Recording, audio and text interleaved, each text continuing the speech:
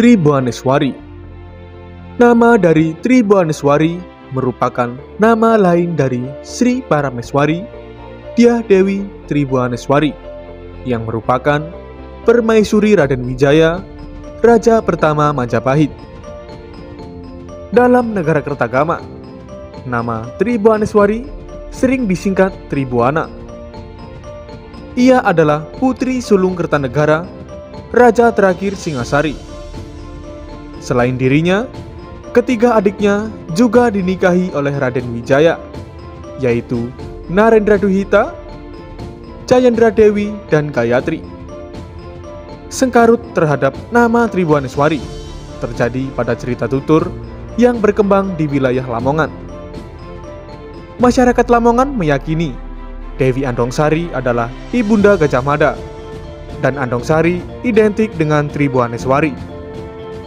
Terdapat sebuah perbedaan cara pandang dari para ahli terkait jati diri Dewi Andongsari sebagai ibunda Gajah Mada. Sebagian para ahli belum bersepakat terhadap hal itu. Namun demikian, harus dihormati dan sebagai referensi yang makin memperkaya literasi sejarah.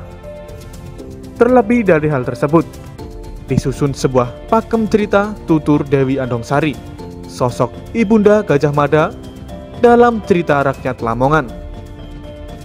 Perbedaan yang bisa dicermati adalah bab jati diri Dewi Andongsari yang disebut oleh pakem tutur sebagai Dewi Tribuaneswari. Menurut buku Sandiakala, di Timur Jawa pada tahun 1042 hingga 1527 Masehi, kejayaan dan keruntuhan kerajaan Hindu dari Mataram Kuno II hingga Majapahit, karya Prasetya Ramadan. Saat penyerangan Jaya Ketawang, Raden Wijaya hanya sempat menyelamatkan Tribuaneswari. Saat Gayatri ditahan musuh, rombongan Raden Wijaya pun kemudian menyeberang ke Sumenep meminta perlindungan kepada Arya Wiraraja.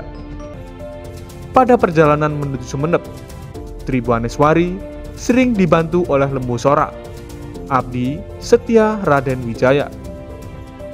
Jika pasangan suami istri itu lelah, konon Lembu Sora lah yang menyediakan perutnya sebagai alas duduk.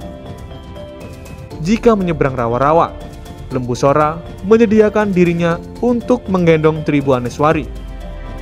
Tak ayal, saat kerajaan Majapahit berdiri dan menetapkan Raden Wijaya sebagai raja pertama, Tribuaneswari tentu saja menjadi permaisuri utama.